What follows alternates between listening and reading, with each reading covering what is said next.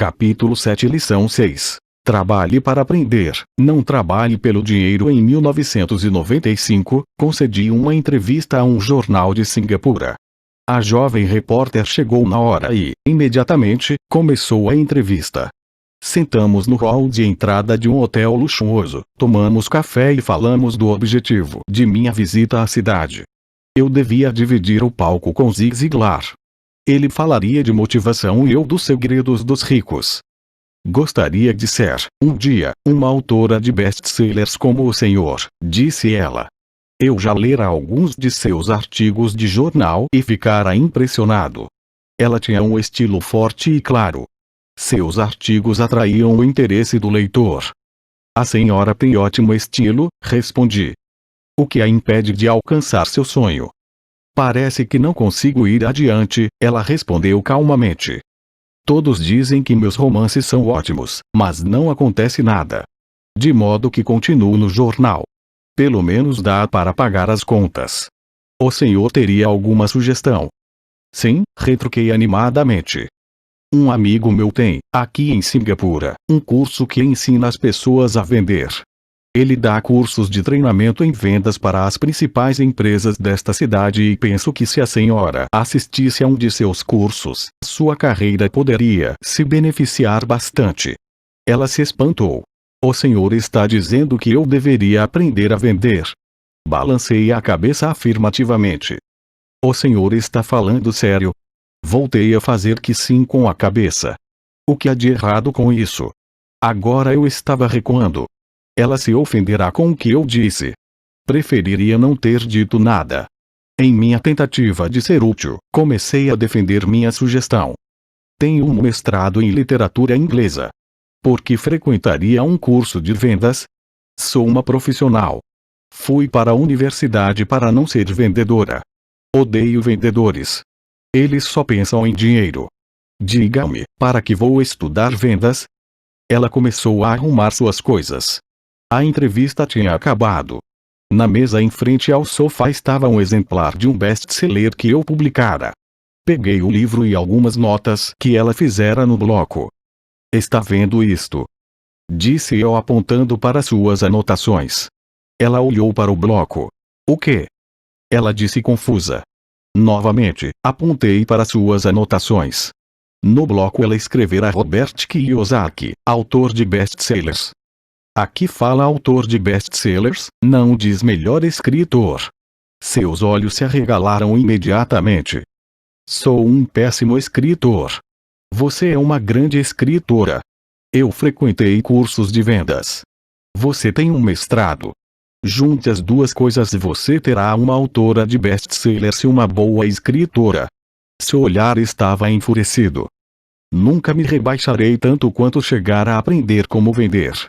Pessoas como o senhor não têm nada que ficar escrevendo. Fui treinada profissionalmente para escrever e o senhor para vender.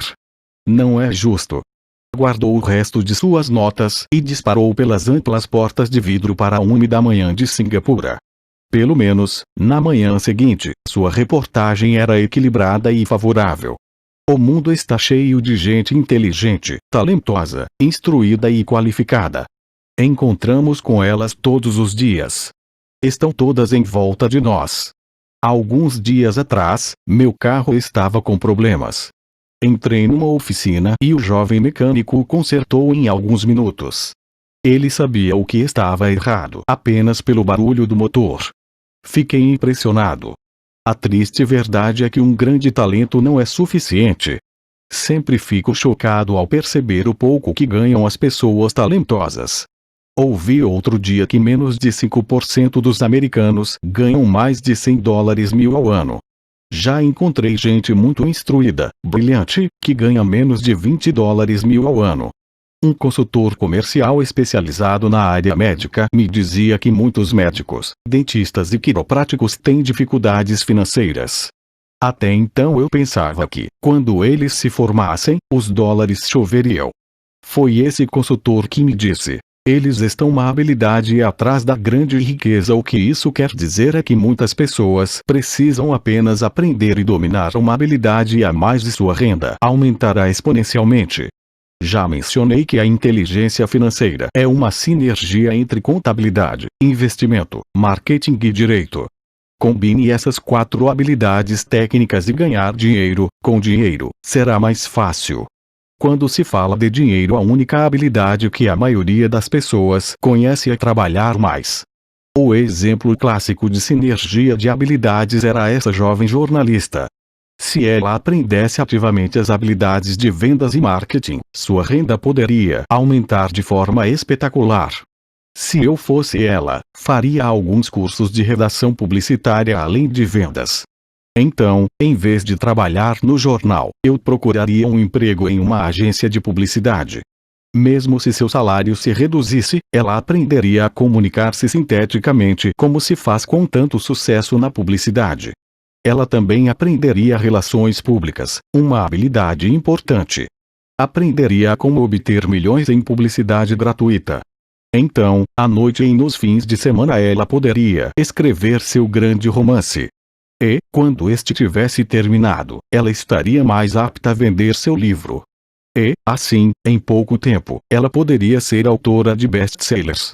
Quando publiquei meu primeiro livro, If You Want to Be Rich and Happy, Don't Go to School. Se você quer ser rico e feliz, não vá para a escola. Um editor sugeriu que eu mudasse o título para a economia da educação. Falei que com um título como este eu só conseguiria vender 2 exemplares. Um para minha família, o outro para meu melhor amigo. O problema é que eles esperariam ganhá-lo. O agressivo título foi escolhido porque eu sabia que assim obteria toneladas de publicidade. Sou favorável à educação e acredito em reforma educacional. De outra forma, porque continuaria eu a pressionar por mudanças em nosso sistema de ensino antiquado.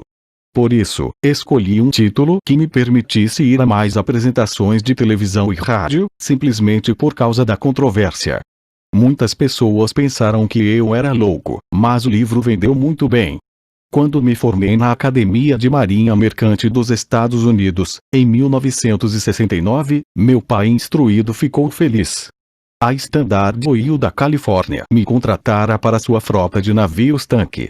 Eu era terceiro imediato e o salário era baixo em comparação ao de meus colegas, mas era um bom emprego para um recém-formado. Meu salário inicial era de cerca de $42.000 ao ano, incluindo as horas extras, e eu só trabalhava durante 7 meses. Tinha 5 meses de férias. Se eu quisesse poderia ter ido para o Vietnã com uma empresa de navegação subsidiária e teria com facilidade dobrado meu salário em vez de descansar nas férias.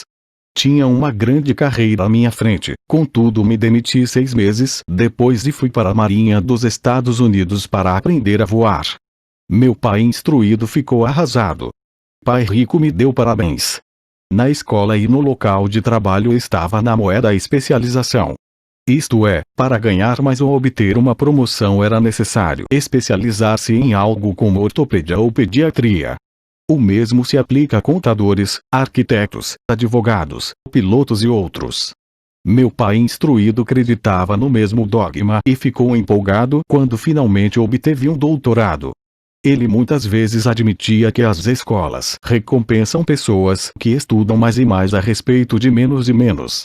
Pai rico me incentivava a fazer exatamente o oposto. Você precisa saber um pouco sobre várias coisas, era sua sugestão. É por isso que durante anos trabalhei em diferentes áreas de suas empresas. Por um tempo, trabalhei no departamento de contabilidade. Embora eu provavelmente nunca chegasse a ser um contador, ele queria que eu aprendesse por osmose. Pai rico sabia que eu pegaria o jargão e o sentimento daquilo que é importante e do que não é importante. Também trabalhei como ajudante de garçom e como operário na construção, bem como em vendas, reservas e marketing. Ele estava preparando-me que eu. Ele insistia em que nos sentássemos para assistir a seus encontros com diretores de banco, advogados, contadores e corretores. Queria que conhecêssemos um pouco sobre cada aspecto de seu império. Quando abandonei meu emprego bem pago na Standard Oil, meu pai instruído teve uma conversa séria comigo. Ele estava perturbado. Ele não podia entender minha decisão de largar uma carreira que oferecia salário alto, grandes benefícios, muito tempo de folga e oportunidades de promoção. Quando me perguntou certa noite por que você se demitiu, eu não consegui, por mais que tentasse, explicar para ele. Minha lógica não se encaixava com a lógica dele.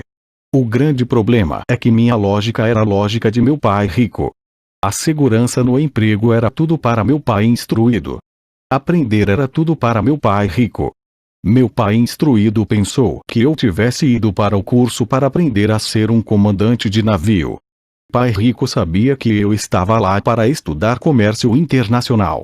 Enquanto estudava fiz transporte de cargas, naveguei em grandes cargueiros, em navios de passageiros pelo Extremo Oriente e pelo Pacífico Sul. Pai rico me incentivava a navegar pelo Pacífico em lugar de ir para a Europa porque sabia que as nações emergentes estavam na Ásia e não no velho continente. A maioria de meus colegas de turma, incluindo Mickey, ainda participava de festas nas suas fraternidades. 20 e eu já estudava comércio, gente, estilos de negócio e culturas no Japão, Taiwan, Tailândia, Singapura, Hong Kong, Vietnã, Coreia, Tahiti, Samoa e Filipinas. Eu também frequentava festas, mas não em fraternidades. Cresci rapidamente. Meu pai instruído não conseguia entender por que eu me demitira do emprego e entrara para a Marinha dos Estados Unidos. Disse-lhe que queria aprender a voar, mas realmente queria aprender a comandar tropas. Pai rico me explicara que a parte mais difícil da condução de uma empresa é a gestão de pessoas. Ele passara 3 anos no exército. Meu pai instruído tinha sido isento do serviço militar. Pai rico me falou do valor de aprender a liderar pessoas em situações difíceis. Liderança é o que você precisa aprender agora, dizia. Se você não for um bom líder, receberá um tiro pelas costas, como ocorre nos negócios. Ao voltar do Vietnã, em 1973, me desliguei embora adorasse voar. Consegui um emprego na Xerox Corp. Fui para lá por uma razão, e esta não estava nos benefícios. Eu era bastante tímido e a ideia de vender me parecia a coisa mais apavorante do mundo. A Xerox tem um dos melhores programas de treinamento em vendas dos Estados Unidos. Pai rico ficou muito orgulhoso de mim. Meu pai instruído ficou envergonhado. Sendo um intelectual, considerava que os vendedores estavam abaixo dele. Trabalhei na Xerox durante 4 anos, até que superei o medo de bater as portas e ser rejeitado. Ao alcançar, permanentemente, um lugar entre os 5 maiores vendedores, me demiti e fui em frente, deixando atrás de mim outra grande carreira em uma ótima empresa. Em 1977 formei minha primeira empresa. Pai rico preparara a Mickey e eu para assumirmos empresas. De modo que agora eu precisava formá-las e pô-las a funcionar. Meu primeiro produto, uma carteira de nylon e velcro, era fabricado no Extremo Oriente e remetido a um armazém em Nova York, perto da escola que eu frequentara. Minha educação formal estava completa e era tempo de testar minhas asas. Se eu fracassasse, estaria falido. Pai rico achava que era melhor quebrar antes dos 30. Você ainda tem tempo de se recuperar, era seu conselho. Na véspera de meu 30º aniversário, a primeira remessa saiu da Coreia para Nova York. Hoje, ainda faço negócios internacionais. E conforme me incentivou o pai rico, procuro os países emergentes. Minha empresa de investimentos opera na América do Sul, Ásia, Noruega e Rússia. Há um velho dito segundo o qual o emprego é a sigla de quase quebrado. 21 e, infelizmente, eu diria que isso se aplica a milhões de pessoas. Como a escola não acha que inteligência financeira seja inteligência, a maioria dos trabalhadores vive dentro de suas posses. Trabalhavam e pagam as contas. Há outra terrível teoria da administração que diz: os empregados trabalham apenas o suficiente para não serem demitidos e os empregadores pagam apenas o suficiente para os trabalhadores não irem embora. E se você observa a escala salarial da maioria das empresas, diria que há uma certa verdade na afirmação. O resultado líquido é que, em geral, os trabalhadores não progridem. Eles fazem o que foram ensinados a fazer. Conseguir um emprego seguro. A maioria dos empregados se concentra em salários e benefícios que os remuneram a curto prazo, mas que são frequentemente desastrosos a longo prazo. Já eu recomendo aos jovens que procurem emprego pelas oportunidades de aprendizado, mais do que pelo que possam receber. É preciso ver que habilidades se deseja adquirir antes de escolher uma profissão específica e antes de cair na corrida dos ratos. Uma vez aprisionadas no processo permanente de pagamento de contas, as pessoas se tornam como os pequenos hamsters que se movimentam em suas gaiolas. Suas pequenas pernas peludas correm agitadas, a roda gira furiosamente, mas dia vai, dia vem, elas ainda estão na mesma gaiola. Grande emprego. No filme Jerry Maguire, com Tom Cruise, há grandes bordões. Talvez o mais memorável seja "mostre-me o dinheiro". Mas há outra frase que me parece mais verdadeira. Aparece na cena em que Tom Cruise está saindo da empresa. Ele acaba de ser demitido e pergunta para toda a empresa: "Quem quer me acompanhar?" E todos permanecem silenciosos e petrificados. Apenas uma mulher se levanta e diz: "Eu gostaria, mas daqui a 3 meses serei promovida." A afirmação é provavelmente a mais verdadeira de todo o filme. É o tipo de frase que as pessoas usam para continuar trabalhando de forma a pagar suas contas. Sei que meu pai instruído esperava por seu aumento anual, e todo ano ficava desapontado. Então ele voltava a estudar para se tornar mais qualificado de modo a poder ganhar outro aumento, mas novamente sofria uma decepção. Frequentemente pergunto às pessoas: "Para onde essa atividade diária está levando você?" Como o pequeno hamster, duvido que as pessoas olhem para onde seu trabalho árduo as está levando. O que o futuro oferece? Cyril Brickfield, o antigo diretor executivo da Associação Americana de Aposentados, afirma que as aposentadorias privadas estão um caos. Em primeiro lugar, 50% da força de trabalho não contam atualmente com fundos de pensão. Apenas isso já deveria ser um motivo de grande preocupação. E de 75% a 80% dos demais têm aposentadorias desprezíveis, que pagam $55 ou $150 ou $300 por mês. Em seu livro The Retirement Myth, o mito da aposentadoria, Craig S. Carpel escreve: "Visitei a sede de uma grande empresa nacional de consultoria especializada em aposentadorias e falei com uma diretora administrativa que planeja exuberantes planos para altos executivos. Quando lhe perguntei o que as pessoas comuns poderiam esperar receber como aposentadoria, ela disse com um sorriso confiante: 'A bala de prata.'" "O que é?" perguntei. "A bala de prata?" Ela deu de ombros. Se os Baby Boomers 22 descobrem que não têm dinheiro suficiente para viver quando forem mais velhos, eles sempre podem dar um tiro nos miolos. Carpel continua explicando a diferença entre os antigos planos de benefícios definidos e os novos planos de contribuições programadas, que são mais arriscados. Não é um quadro animador para a maioria das pessoas que está trabalhando atualmente. E isso é só a aposentadoria. Quando se acrescentam despesas médicas e casas de repouso para idosos, o quadro se torna aterrador. Em seu livro de 1995, ela indica que as despesas hospitalares variam de $30.000 a $125.000 ao ano. Em uma casa de repouso para idosos, sem qualquer mordomia, a anuidade estava em torno de $88.000. Muitos hospitais em países onde a medicina é socializada já têm que tomar decisões dramáticas como: quem permanecerá vivo e quem vai morrer. Eles tomam essas decisões com base no orçamento e na idade dos pacientes. Os cuidados médicos são destinados ao paciente mais jovem. O paciente mais velho fica para o fim da fila. Assim como os ricos podem se permitir uma educação, eles também podem se manter vivos enquanto aqueles com pouca fortuna morrem. Fico imaginando se há trabalhadores pensando no futuro ou se eles apenas se preocupam com o próximo contra-cheque sem questionar-se sobre o que virá mais adiante. Quando falo para adultos que querem ganhar mais dinheiro, sempre dou o mesmo conselho. Sugiro que pensem no longo prazo.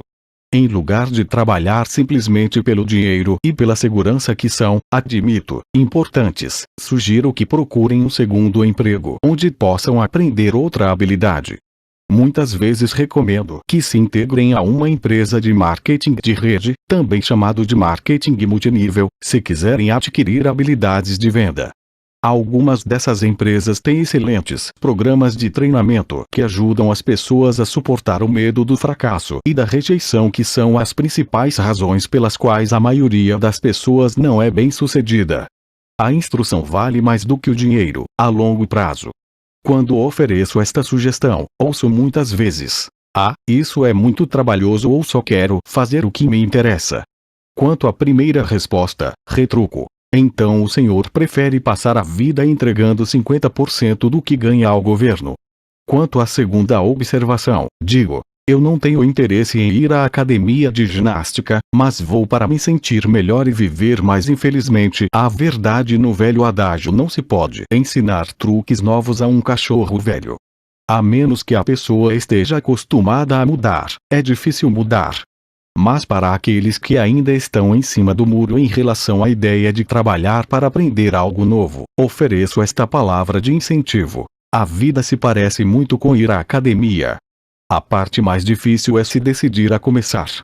Uma vez feito isso, fica fácil.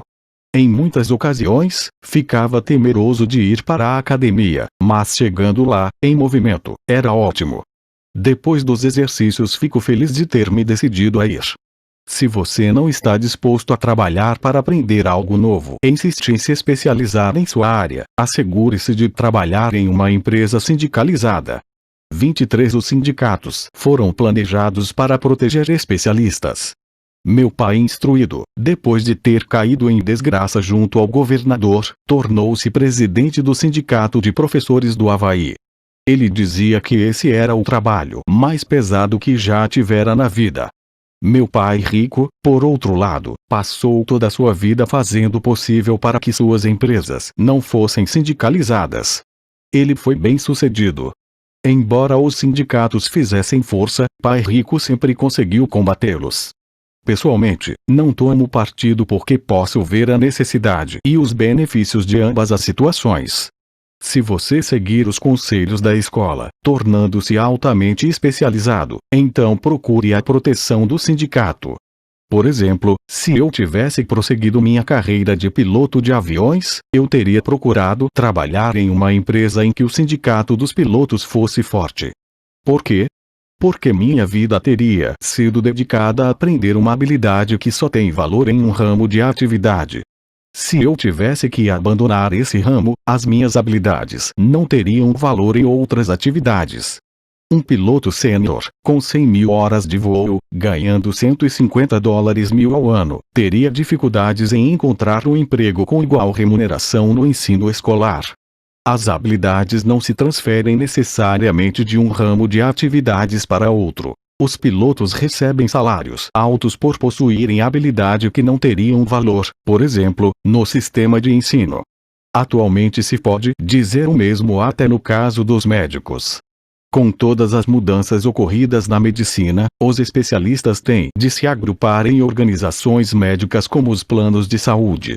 Sem dúvida que professores precisam se sindicalizar. Atualmente nos Estados Unidos o Sindicato dos Professores é o maior e mais rico deles. A Associação Nacional de Educação tem uma força política tremenda. Os professores precisam da proteção de seu sindicato porque suas habilidades também têm escasso valor fora da área da educação. De modo que regra prática é: se for atualmente especializado, sindicalize-se. Quando pergunto às minhas turmas quais de vocês fazem um hambúrguer melhor do que o do McDonald's, quase todos levantam a mão. Então pergunto: se a maioria de vocês faz um hambúrguer melhor do que o do McDonald's, como pode ser que o McDonald's ganhe mais dinheiro do que vocês? A resposta é óbvia: o McDonald's é um ótimo sistema de negócios. A razão pela qual tantas pessoas talentosas são pobres é que elas se concentram na preparação de um melhor hambúrguer e sabem muito pouco sobre sistemas de negócios. Um amigo meu, do Havaí, é um grande artista. Ganha bastante dinheiro. Um dia o advogado de sua mãe ligou dizendo que ela lhe deixara $35.000. Isto é o que sobrou de seus bens depois que o advogado e o governo pegaram sua parte. Imediatamente, ele viu uma oportunidade de aumentar seus negócios usando parte desse dinheiro em publicidade. 2 meses depois, seu primeiro anúncio em cores, de página inteira, apareceu em uma revista cara voltada para os muito ricos.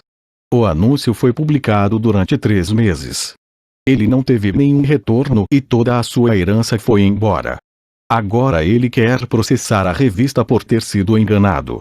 Este é um caso típico de alguém que pode fazer um belo hambúrguer, mas conhece pouco de negócios. Quando eu lhe perguntei o que ele tinha aprendido, sua resposta foi que publicitários são escroques. Então lhe perguntei se ele não gostaria de fazer um curso de vendas e outro de marketing direto. Sua resposta foi: não tenho tempo e não quero jogar dinheiro fora. O mundo está cheio de pessoas talentosas. Com muita frequência, são pobres ou têm dificuldades financeiras ou ganham menos do que poderiam, não pelo que sabem mas pelo que não sabem. Concentram-se em aperfeiçoar suas habilidades de fazer o melhor hambúrguer em vez de pensar em como vender e entregar esse hambúrguer. Talvez o McDonald's não faça um melhor hambúrguer, mas é o melhor no ofício de vender e entregar um sanduíche básico médio. Pai pobre queria que eu me especializasse. Era assim que ele achava que se ganhava mais. Mesmo depois de ouvir do governador do Havaí que não poderia mais trabalhar no governo do estado, meu pai instruído continuou me incentivando a me especializar. Pai pobre então encampou a causa do Sindicato dos Professores, fazendo campanhas por mais proteção e maiores benefícios para esses profissionais altamente especializados e instruídos. Ele nunca entendeu que quanto mais especializado você se torna, mais você fica amarrado e dependente dessa especialização. Pai rico aconselhava-me que eu a nos prepararmos. Muitas grandes empresas fazem o mesmo. Procuram jovens recém-formados nas faculdades e começam a preparar essas pessoas para exercer, um dia, altos cargos na organização. Esses jovens brilhantes não se especializam em um departamento. Eles percorrem os vários departamentos para aprender todos os aspectos dos sistemas de negócios. Os ricos frequentemente preparam seus filhos ou os filhos dos outros. Ao fazê-lo, seus filhos adquirem uma visão geral das operações da empresa e conhecem ter relação entre os vários departamentos. A geração da Segunda Guerra Mundial considerava ruim ficar trocando de emprego. Hoje considera-se uma atitude inteligente, já que as pessoas ficarão mudando de emprego em lugar de buscar maior especialização, por que não pensar em aprender mais do que em ganhar? No curto prazo, você pode ganhar menos. No longo prazo, resultará em grandes dividendos. As principais habilidades administrativas necessárias para o sucesso são: 1. Gestão do fluxo de caixa. 2. Gestão de sistemas, incluindo você e o tempo dedicado à família. 3. Gestão de pessoal. As habilidades especializadas mais importantes são vendas e compreensão da comercialização. É a habilidade de vender, portanto, de comunicar-se com outro ser humano, seja cliente, funcionário, chefe, cônjuge ou filho, a base para o sucesso pessoal. São habilidades de comunicação como redigir, falar e negociar que são cruciais para uma vida de sucesso. São habilidades que exercito constantemente, fazendo cursos ou comprando fitas educativas para expandir meu conhecimento. Como já mencionei, meu pai instruído trabalhava cada vez mais arduamente quanto mais competente se tornava. Ele também se via cada vez mais encurralado quanto mais se especializava. Embora seu salário aumentasse, suas escolhas diminuíam. Pouco depois de ter sido mandado embora do trabalho no governo, descobriu como era vulnerável profissionalmente. É semelhante ao que ocorre com os atletas profissionais que de repente sofrem uma lesão ou ficam velhos demais para o esporte. Sua posição bem remunerada é perdida e eles têm habilidades limitadas às quais recorrer. Penso que é por isso que meu pai instruído se envolveu tanto com os sindicatos a partir daí. Ele percebeu quanto o sindicato poderia tê-lo favorecido. Atualmente, encontro ex-professores ganhando centenas de milhares de dólares ao ano. Eles ganham tanto porque têm, além das habilidades especializadas de sua área, outras habilidades. Eles podem tanto ensinar quanto vender e comercializar. As habilidades de venda e marketing são difíceis para muitas pessoas, sobretudo em decorrência de seu medo da rejeição. Quanto melhor você se comunicar, negociar e lidar com esse medo da rejeição, tanto mais fácil será a vida. Da mesma maneira que aconselhei aquela jornalista que queria tornar-se autora de best-sellers, repito isso para todos. Ter uma especialização técnica tem seus pontos fortes e fracos. Tenho amigos que são gênios, mas não conseguem comunicar-se efetivamente. Em consequência, seus ganhos são lamentáveis. Eu os aconselho a passar um ano aprendendo a vender. Mesmo se não ganharem nada, sua capacidade de comunicação melhorará.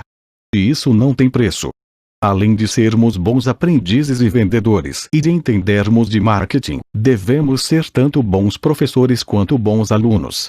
Para sermos verdadeiramente ricos, devemos ser capazes tanto de dar quanto de receber. Em casos de dificuldades financeiras, frequentemente, o que falta é dar e receber. Sei de muita gente que é pobre porque não é nem bom estudante nem bom mestre. Ambos os meus pais eram homens generosos. Ambos tinham como regra primeira o dar. A educação era uma de suas formas de doação. Quanto mais davam, mais recebiam. Uma diferença evidente estava na doação de dinheiro. Meu pai rico doava altos montantes. Doava para a igreja, para instituições de caridade, para sua fundação. Ele sabia que para receber dinheiro, você deve dar dinheiro. A doação de dinheiro é o segredo da maioria das grandes famílias ricas. É por isso que existem instituições como a Fundação Rockefeller e a Fundação Ford. São organizações destinadas a tomar a própria riqueza e aumentá-la, bem como a distribuí-la perpetuamente.